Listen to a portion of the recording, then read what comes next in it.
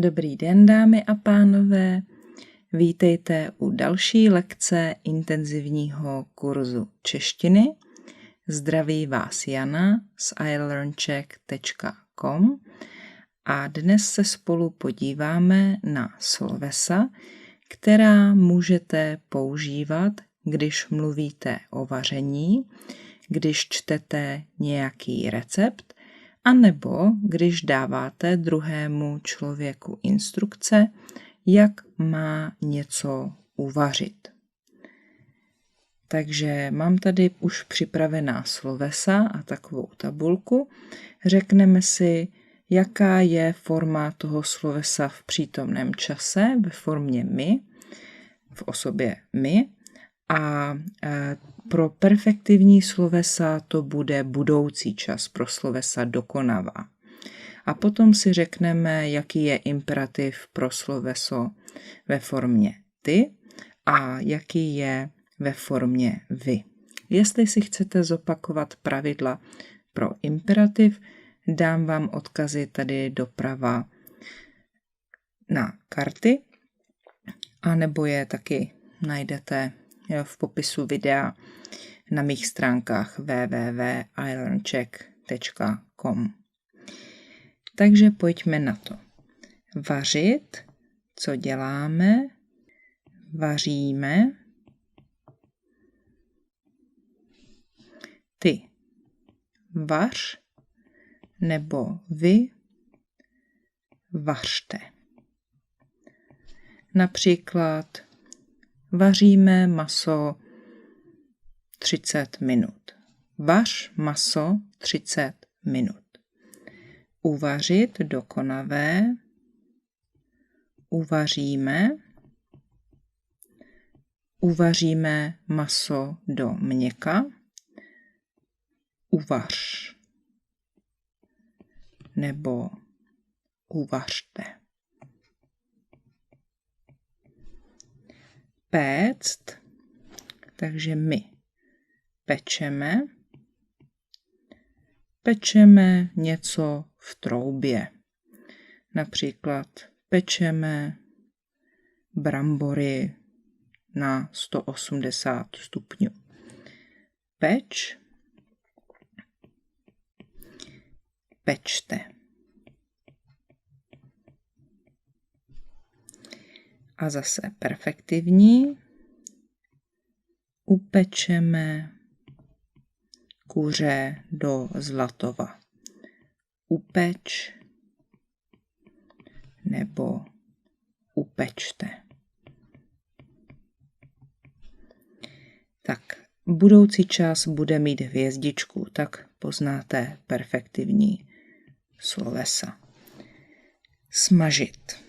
Smažit něco znamená připravovat to na oleji, takže smažíme. Můžete smažit něco na pánvi anebo například ve fritéze. Takže smažíme hranolky například, nebo smažíme řízky. Smaž, smažte.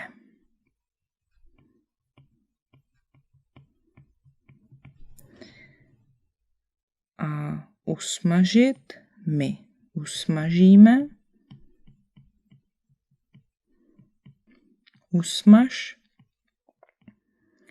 Usmaž 5 řízků, nebo usmaž pro každého 1 řízek. A usmažte. Grilovat, grilujeme. Možná grilujete v troubě nebo v mikrovlnce. Máte troubu s grillem, anebo grilujete na ohni. Takže griluj. Grilujte.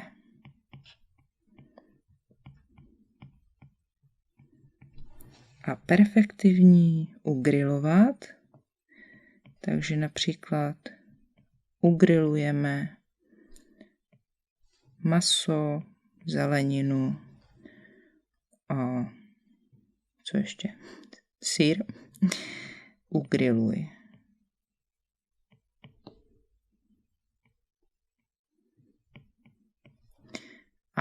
ugrilujte.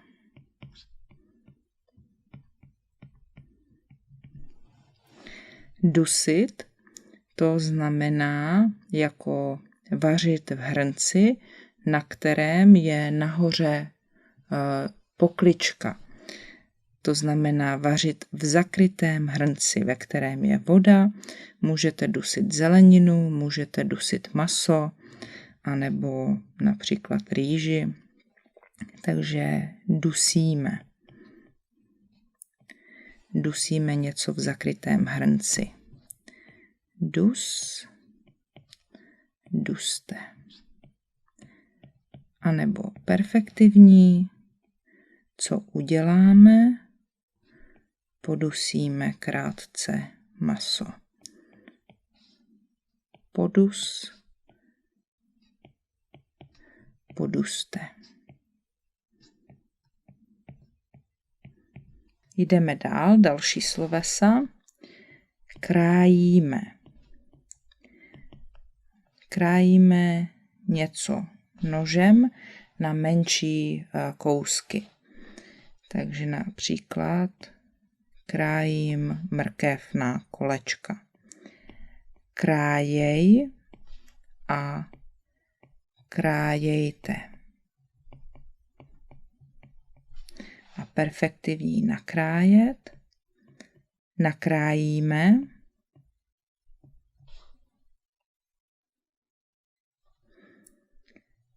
Nakrájíme 3 mrkve. A rozkaz nakrájej, nakrájejte.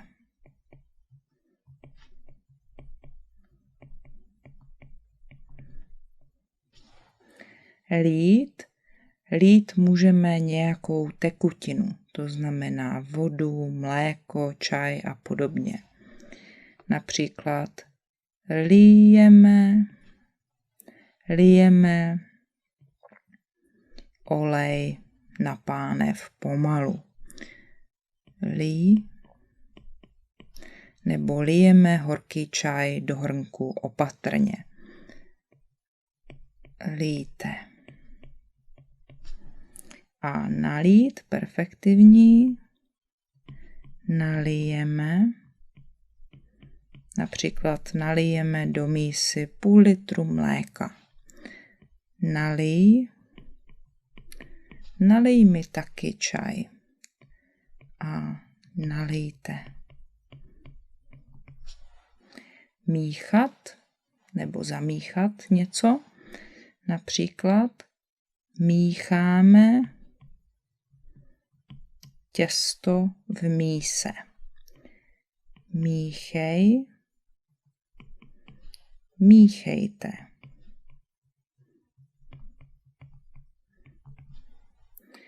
Zamíchat, tak zamícháme mouku a cukr.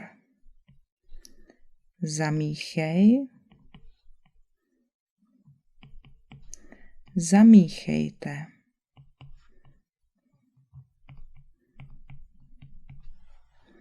Přidávat, to znamená dávat něco extra, něco dodatečně navíc.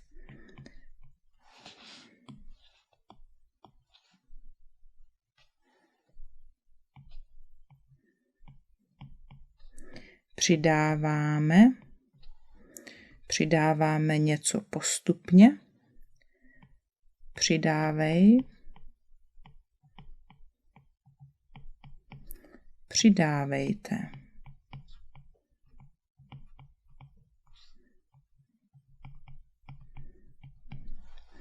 A perfektivní přidat, například přidáme 3 vejce.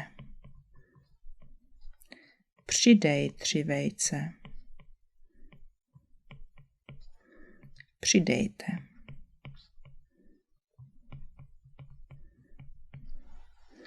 Obalovat. Obalovat můžete například řízek, maso. Když děláte řízky, máte kus masa a maso dáte nejdřív do mouky, obalíte maso v mouce, potom dáte maso do vejce, obalíte maso ve vejci a nakonec dáte maso do strouhanky. Obalíte ho v strouhance. Takže to je obalování. Obalujeme.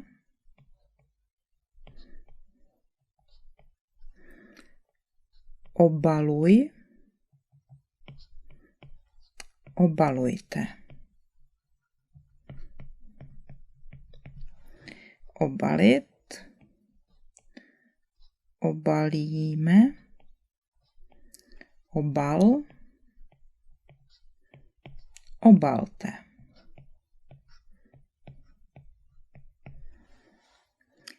No a když něco vaříte, musíte taky ochutnávat nebo chutnat.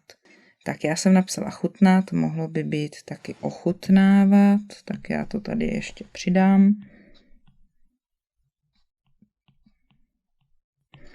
Někdy mají slovesa dva tvary, které mají podobný význam, například chutnat a ochutnávat.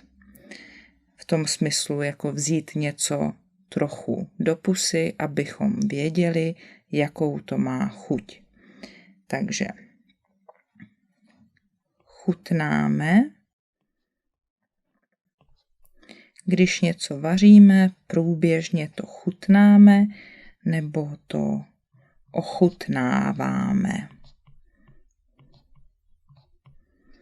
Když jsme něco dokončili, ještě jednou to naposledy ochutnáme.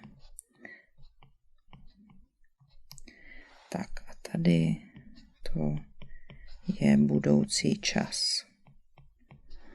A teď rozkazovací způsob, imperativ. Chutnej. Ochutnej. A ochutnávej.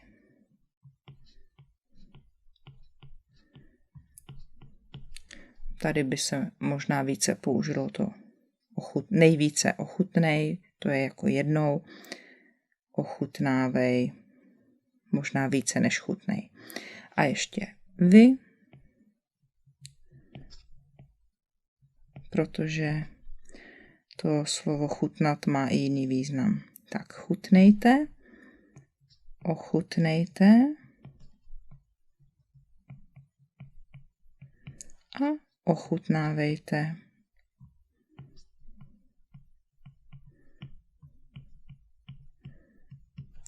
A ještě poslední skupina sloves. Sloveso dávat už jsem zmínila, takže dáváme něco do mísy nebo dáváme jídlo do trouby, do lednice a podobně. Dávej, dávejte.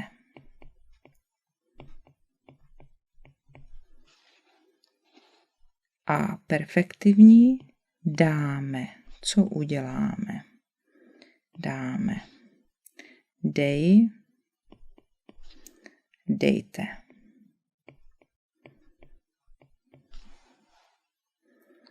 Tak ochucovat, to znamená měnit chuť jídla. Přidávat něco. Můžeme přidávat sůl, tam potom můžeme použít speciální sloveso solit. Můžeme přidávat koření, to znamená kořenit. Můžeme taky přidávat pepř, a to je pepřit. Takže co děláme? Ochucujeme. Ochucuj. Tohle se obvykle používá v tom perfektivním slovese. Ochucujte. Protože je to něco, co uděláte rychle. Tak ochutíme. To je budoucí čas. Ochuť. Ochuťte. Solit.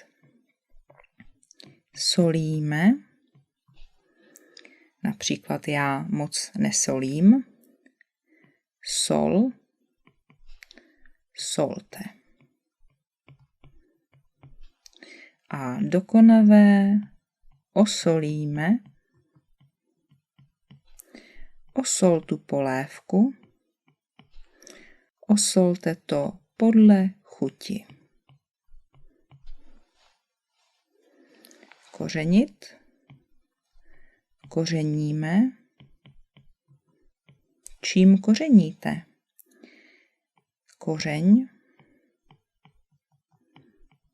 Kořeňte.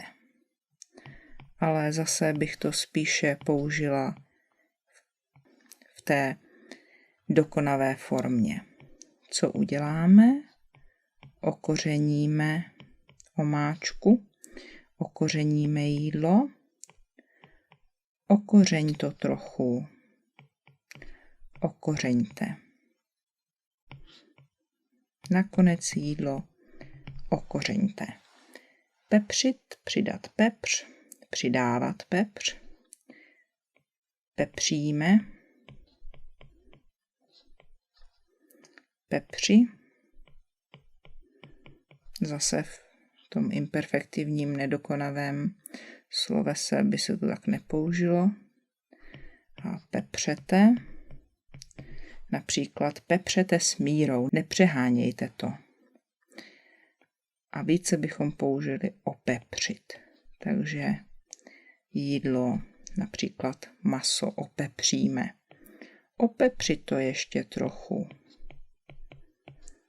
Nebo vy opepřete.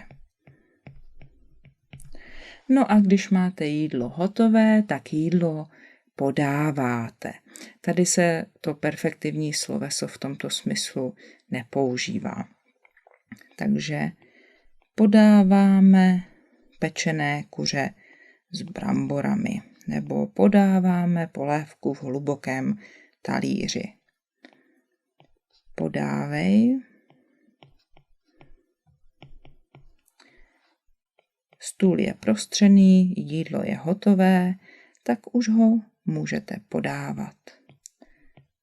Podávejte ještě teplé. Tak, to je všechno. Doufám, že to pro vás zase bylo užitečné, že jste se něco naučili. Taky doufám, že jsem tady neudělala moc chyb, když jsem psala a mluvila. Jestli se vám moje videa líbí, budu moc ráda, když se podělíte se svými přáteli, když mi dáte like, stanete se odběrateli mého kanálu a nebo mi dokonce dáte super thanks, stanete se mými patrony na Patreonu nebo mi pošlete nějaký dárek přes PayPal. Moc vám děkuju, mějte se krásně a za týden zase naslyšenou.